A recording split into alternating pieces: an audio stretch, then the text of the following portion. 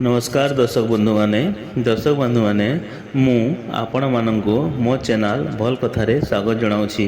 दर्शक बंधु माने गरुड़ पुराण अनुଯାयी आपणको शुभ दिन आसीबा पूर्वरु केउ सबु संकेत मिले से विषय आसंतु जानिबा। दर्शक बंधु माने प्रत्येक मनीष जीवन मध्यरे सुख दुख भल मंद हानि लाभ प्रत्येक मनीष जीवन रे लागि रही। मनीष दुखरे कलातीपात करुवा समय से विचलित होता है। भगवान का नाम नहीं बंचिबा बिना आउ ता पाखरे किछि उपाय न थाए। जदि केबे भल समय आसीबार थाए तेबे ताहा पूर्वरु किछि संकेत मिली थाए।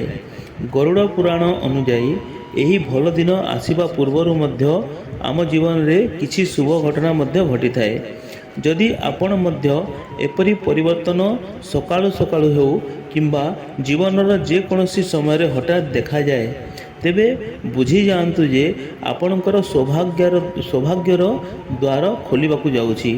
एहीपरि 24टी संकेत बा परिवर्तन गुड़िक कौन से विषय आमे आलोचना करिबा। एही तथ्यटी जदि आपनको भल लागे तेबे आपण लाइक करंतु किंबा कमेंट्स माध्यम रे कमेंट्स दियंतु। जदि चैनल टी को सब्सक्राइब करि नाहंती तेबे तुरंत सब्सक्राइब कर दियंतु। मोर दर्शक बंधु माने सबुठो प्रथम रहला धला गाई।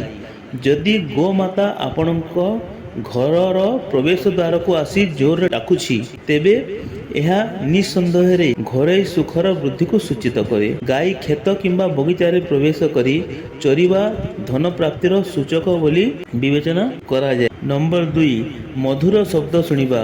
जदि सकाळे आपण मंदिररू बाहरुथिबा घंट शंख किंबा भक्ति संगीत रो शब्द शुणंती तेबे यहाकू एक शुभ लक्षण बोली विवेचना करा जाए। नंबर 3 नव विवाहिता दंपति को देखिबा।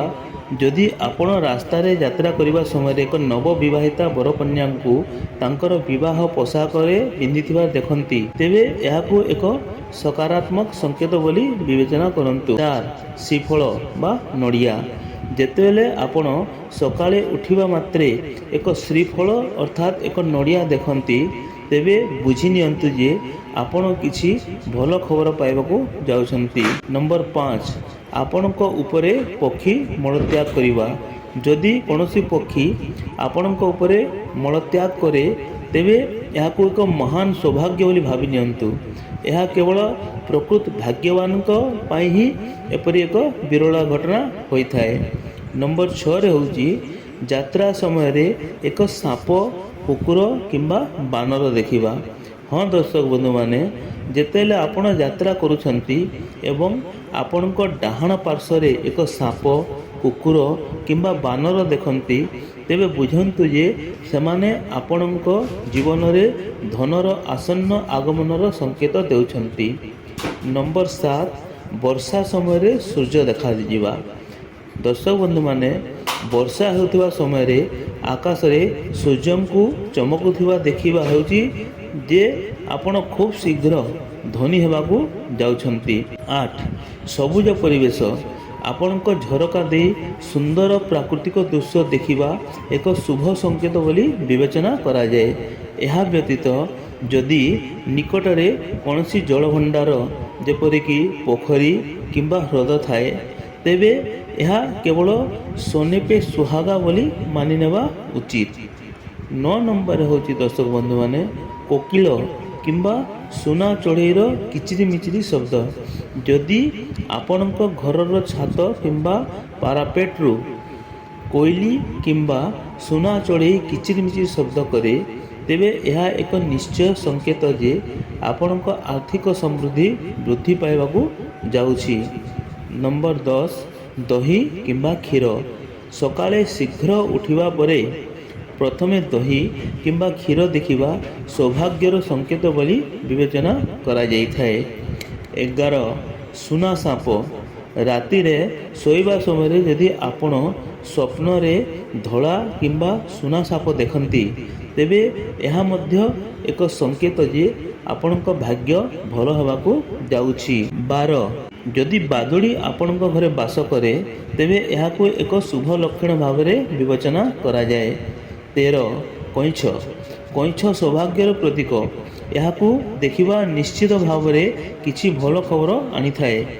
14. ତଳକୁ ଖସୁଥିବା ତାରା।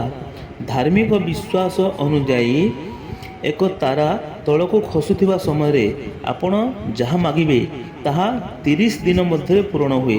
ତେଣୁ ଏହି ସମୟରେ ଆପଣ କୌଣସି ଭଲ କାମନା କରିପାରିବେ। ନମ୍ବର 15 ହେଉଛି ଦ୍ୱାର ପାଖରେ ହାତୀ ତାର ଶୁଣ୍ଢ ଉଠାଇବା।